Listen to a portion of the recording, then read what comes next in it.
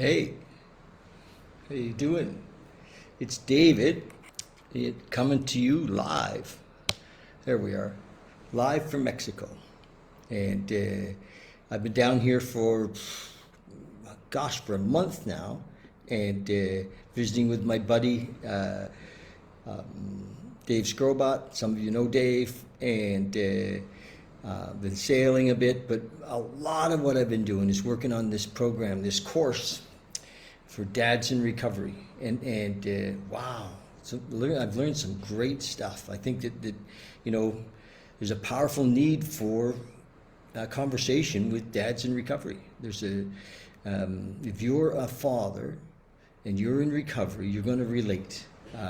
One of the things I've interviewed now about 35 plus men in recovery, and usually it's about an hour, these interviews, and the big thing that I've seen, every single man says, wow, this is the most important job. This is my most important job, to be a great dad or a good dad. And yet, almost, very few of them, almost none of them, have taken any courses or done anything. It's like we're supposed to know how to do this thing. Can anybody relate to that? Important jobs, like there's another one. There's the job of being in a relationship, and we're all just shooting from the hip. We have no friggin' idea. Well, the same thing here. We are, we want to be a dad. We are a dad. Some of us didn't plan to be dads. Many of us actually didn't plan to be dads. We woke up one day and it was like, holy shit. Many of us, got married and because that was the right thing to do. And so here we are, we're in this, we're dads. And I cannot believe how many men I've talked to who have like shit relationships with their dads. That's one of my questions is, how is your relationship with your dad? Well, I don't talk to that bastard. I've had that, and I'm thinking, well, how can you be a great dad if we haven't healed the relationship with your dad? It doesn't matter what he's done or not done. That relationship's important. So that's going to be a key piece in this program is, healing the relationship with dad. And even if he's gone, even if he's dead, so because you're the next dad. Yeah, that's been huge. I talked to a guy today, and he said, never knew my dad. Never knew my dad. He wasn't here. But he has appeared a couple of times, and so he's not dead. He's alive. He's out there somewhere, and there's a lot of healing to do inside around that, And how do we get to a place of real love towards our dads, even if he didn't show up? And I've looked at this a whole lot of ways.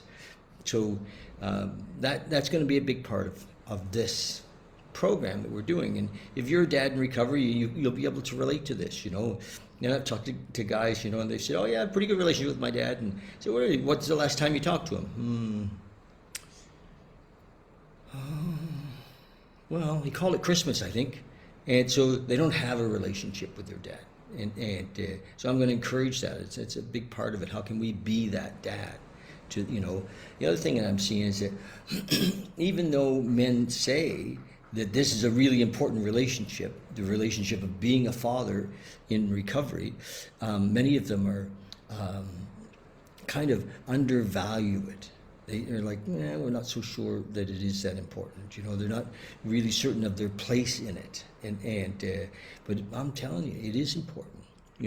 Especially when I'm talking to men, many men who didn't have dads in their life, and they're like, yeah, or they had a dad who was violent, or had an alcoholic dad who never got sober, or that kind of stuff. And a lot of us, there's a lot of confusion around when we have children, and maybe the relationship breaks up and we feel like we're not needed.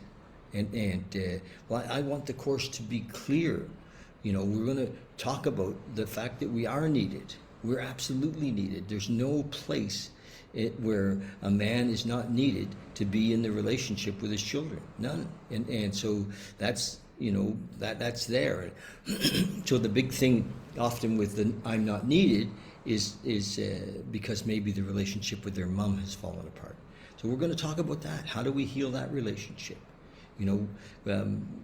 Kind of enforcing a relationship is, I guess, one way, but maybe there's another way, and we're going to talk about that in this program, this course. I think that, I've been blessed. I've been blessed that I have children with two beautiful ladies, and I'm blessed that I have relationships. I've had good relationships with both of them. In my life, I was the least likely to be a success of a dad. And I tell you my story, and I will in the program. When we do this course, I was the least likely. When I woke up one day with a baby girl, I was 25 years old, and I was still, drinking and drugging and carrying on, and I had never really worked. I didn't have an education. I was not a good pick, and yet somehow, by the grace of God, or I got sober, and I was able to be a good dad. I've been a good dad. I was walking with my son today here in Mexico. Regan's down here with me, and I said, when we launch this course, I'm going to talk about how have I been as a dad, and he said, well, send them to me. I'll talk to them, one of the great things that's happened is I've been able to break the chain of addiction. Almost every single man, when I say, what's your greatest fear around your kids, is that they'll become addicts or that they will succumb to the disease. And it runs in our veins, right? It really does. It's not an easy, the whole thing with addiction, it seems to follow the family line. So men are concerned about that. So we need to be able to be there for our kids as they grow up, and have them have a foundation in that they know where to go when things go sideways, and not just to us, but they have an inner strength that comes from a belief in a higher power and all of that. So we're going to talk about that in our course. So I just want to share that with you. It's going really well. My plan is to interview 50 men, minimum 50 men, to develop, the curriculum and some of the things that are coming up that I just shared with you is, healing a relationship with if you're a dad, healing the relationship with your dad. Another thing I'm looking at is mentorship, having mentors for men. Many of us are in recovery. It's for men in recovery, and they may have a sponsor, but their sponsor isn't really a dad, or hasn't got the dad thing nailed down, to a satisfactory level, or isn't, So we're going to help men find mentors so that they can talk to other men about being a dad and what does it look like, and because it's a changing field all the time. Our kids are growing and getting older. It's not the same when they're 3 as when they're 8, and it's not the same when they're 15, and not the same with boys and girls. And there's a lot of overwhelm that can happen for fathers, and we just cannot shoot from the hip and think we're supposed to friggin' know. Damn, So we're going to build a program that's going to help men to become more confident as fathers, more aware how important it is as dads, and no matter where you're at in the thing, no matter where you're at, if your kids are grown up and you're estranged from them, we're going to talk about how do we rebuild those relationships, how do we make those phone calls, and because it doesn't matter, it doesn't matter if you're 40 years old and your dad's 65 and he calls you and you haven't talked to him in 20 years. You want to build that relationship, right? And so I don't care how old you are as a man. If you have kids, let's rebuild the connections.